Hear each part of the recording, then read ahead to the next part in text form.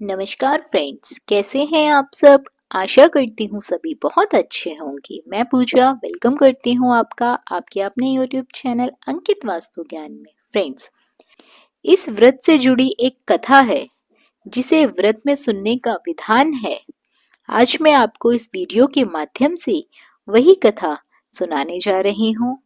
कथा को अवश्य सुनिए और कथा को पूरी सुनिए।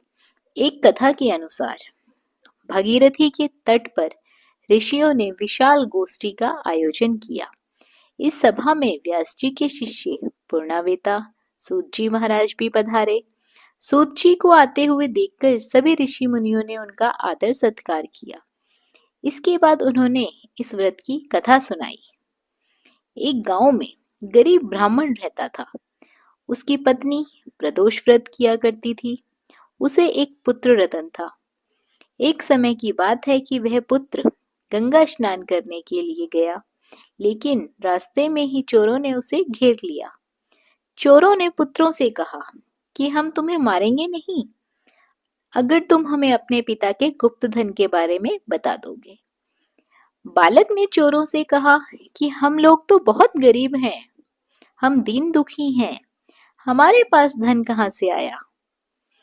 चोरों को उसकी बात पर विश्वास नहीं हुआ।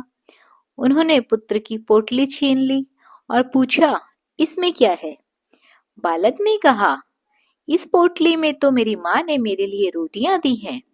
यह सुनकर चोरों ने अपने साथियों से कहा कि क्या ये सच कह रहा है।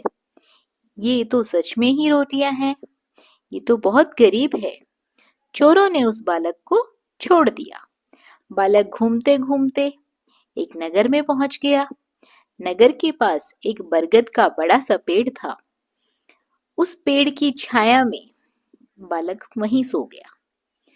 उसी समय उस नगर के सिपाही चोरों को खोजते हुए उसी बरगद के पेड़ के पास पहुंचे जहां वो बालक सो रहा था।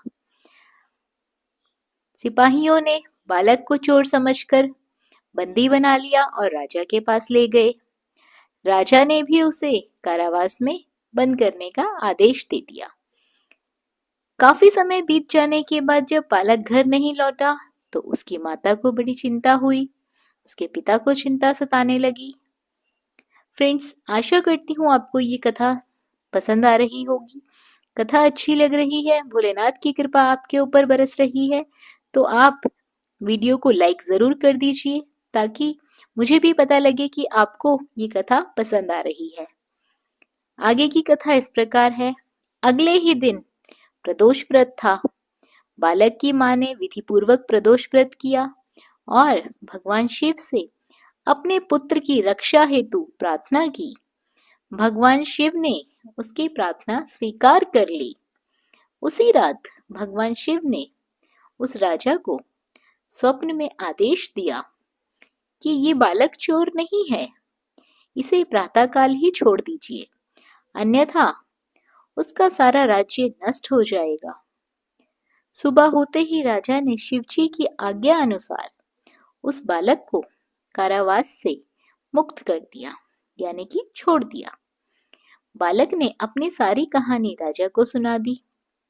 इसके बाद राजा ने अपने सिपाहियों को आदेश दिया कि उस बालक के घर जाओ और उसके माता पिता को लेकर आओ। अब उस बालक के माता पिता को राज दरबार में बुलाया गया।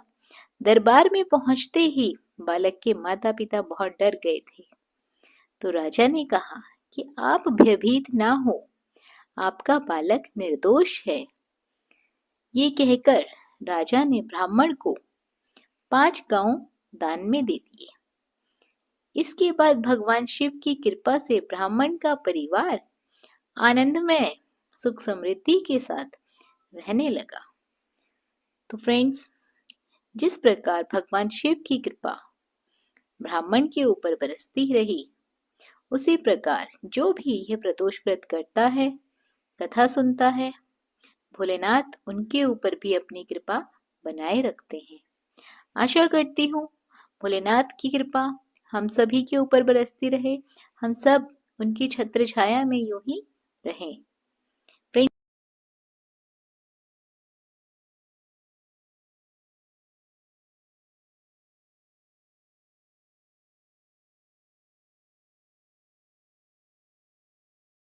फ्रेंड्स, आशा करती हूँ कि आपको ये कथा ज़रूर पसंद आई होगी। यदि आपको ब्राह्मण की ये कथा पसंद आई है और आपको इस तरह की कथा कहानियाँ अच्छी लगती हैं और साथ ही आपको व्रत त्योहार से जुड़ी जानकारियाँ अच्छी लगती हैं, तो आप चैनल को सब्सक्राइब कर लीजिए, साथ ही बेल आइकन के बटन को दबा दीजिए ताकि हमारी आने वाली वीडियोस की नोटिफिकेशन सबसे पहले आपके पास पहुंच सके। हम अगली वीडियो में फिर हाजिर होंगे नई जानकारियों के साथ।